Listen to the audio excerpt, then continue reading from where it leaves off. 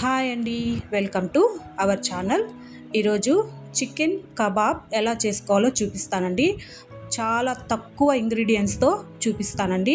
ముందుగా ఒక half kilo chicken తెచ్చుకొని శుభ్రంగా కడిగి నీళ్ళు అనేదే లేకుండా వడగట్టి పెట్టుకోండి. నీళ్ళు అనేదే ఉండకూడదండి, చికెన్లో బాగా వడగట్టి పెట్టుకోండి.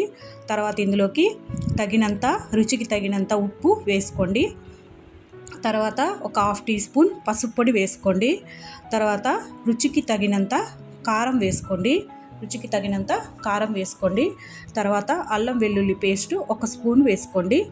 తర్వాత గరం మసాలా కొద్దిగా వేసుకోండి. తర్వాత సోంపు అండి, వేయించి పొడి చేసుకున్న సోంపు పౌడర్ అండి అది.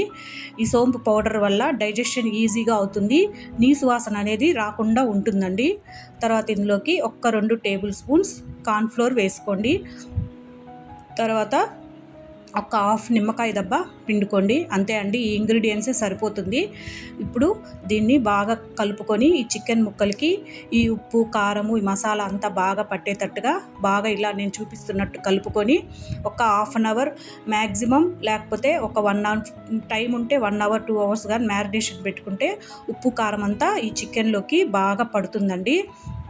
చికెన్ ముక్కలకి ఉప్పు కారం బాగా పడుతుంది. ఇప్పుడు మనం ఫ్రై చేసుకునే ముందు ఒక గుప్పెడంతా కరివేపాకు, తర్వాత కొద్దిగా నువ్వులండి, తెల్ల నువ్వులు వేసుకుంటే మనం చికెన్ ఫ్రై అయ్యేటప్పుడు ఈ నువ్వులు కరివేపాకు అంతా ఫ్రై అవుతుంది కదండి. వీటితో పాటు తింటుంటే ఆ ఫ్లేవరు, నువ్వుల ఫ్లేవరు కరివేపాకు ఫ్లేవర్ అంతా తగిలి చికెన్ కబాబ్ మరింత రుచిగా వస్తుందండి.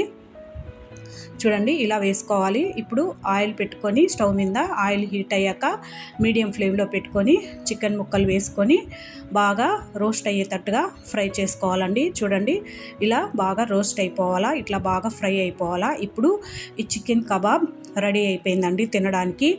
నేను చేసిన ఈ చికెన్ కబాబ్ వీడియో కానీ మీకు నచ్చినట్లయితే మీరు ఇంట్లో ట్రై చేయండి. నా ఛానల్ని లైక్ చేసి షేర్ చేసి సబ్స్క్రైబ్ చేసుకోండి.